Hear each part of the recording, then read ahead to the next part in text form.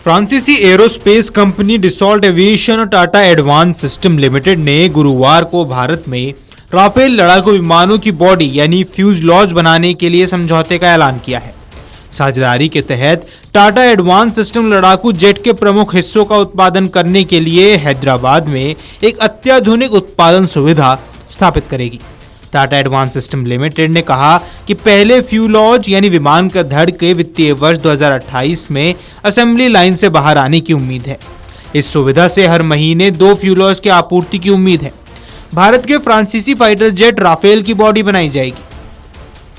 Rafale बनाने वाली company Dassault aviation ने टाटा ग्रुप के साथ बड़ी डील फाइनल की है।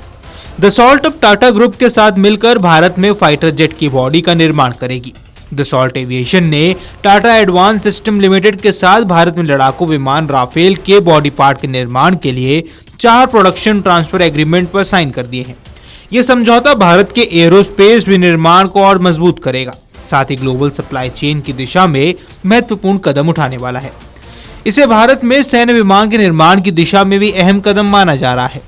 बयान में बताया गया कि TSSL हैदराबाद में राफेल के प्रमुख संरचनात्मक खंडों के निर्माण के लिए एक अत्याधुनिक उत्पादन सुविधा स्थापित करेगी। इसमें विमान की बॉडी, पूरा पिछला भाग और अगले हिस्से का निर्माण होगा। TSSL ने कहा कि उसने भारत में राफेल लड़ाकू विमान के ढांचों के निर्माण के लिए डसॉल्ट एविएशन के साथ 4 उत्पादन हस्तांतरण समझौतों पर हस्ताक्षर किए हैं।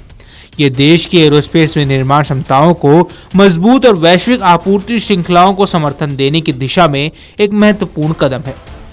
डसॉल्ट एविएशन के चेयरमैन और CEO एरिक ट्रैपियर ने कहा कि पहली बार राफेल की बॉडी का उत्पादन फ्रांस के बाहर किया जाएगा।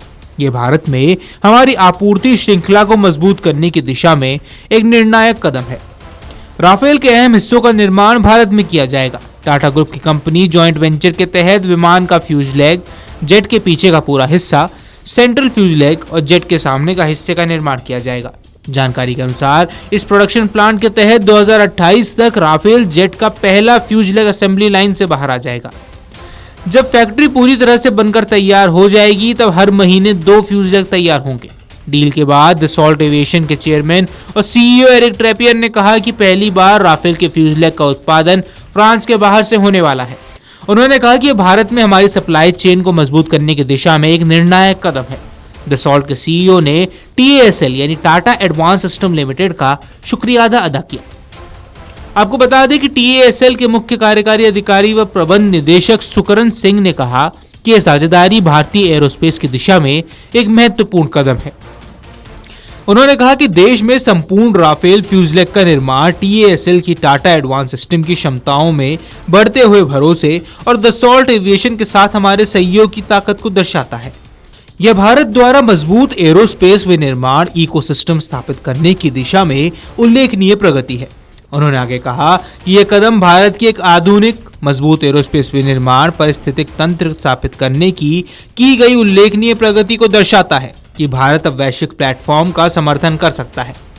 इस समझौते पर हस्ताक्षर भारत की मेक इन इंडिया और रक्षा क्षेत्र में आत्मनिर्भर होने की पहल के प्रति दसॉल्ट एविएशन की मजबूत कमिटमेंट को दर्शाता है।